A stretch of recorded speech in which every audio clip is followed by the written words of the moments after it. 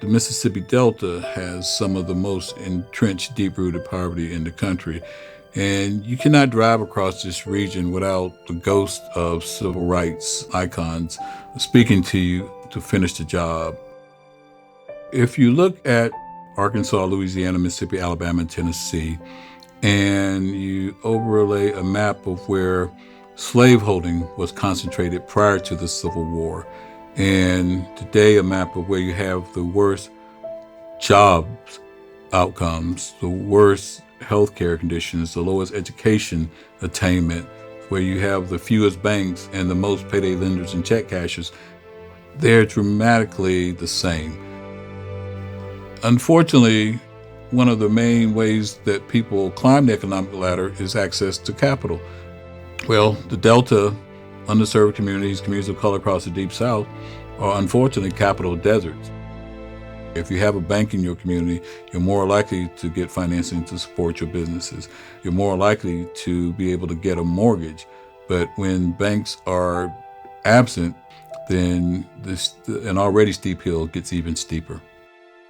Organizations like HOPE step in and fill that gap.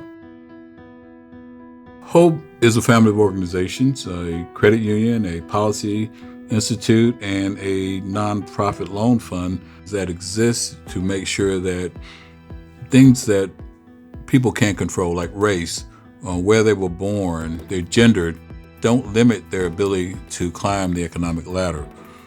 What we do is provide financial resources to help close the gaps that limit their ability to support their families and to contribute to their economy. I think one of the things that we do at HOPE best is we listen to the communities that we serve. We take their data, we take their stories, and we go to Congress, we go to banks, and help bring resources into these communities and give people a fighting chance. That's been particularly important during times of crises. We've certainly seen that over the past year when the economic crisis, the healthcare crisis, and the social justice crisis. In a normal year, HOPE makes around 50 business loans. Well, in the past 20 months, we made over 5,000 paycheck protection loans to small businesses, many of them mom and pop businesses that had longstanding relationships with a bank. We couldn't have done that with the resources that we have alone. We had to advocate on their behalf to make policy changes that opened up resources, not just here in the Deep South, but in underserved communities across the country. I really think that policy is a force multiplier, and it's really critical if we're going to really make a dent in addressing the needs of underserved communities.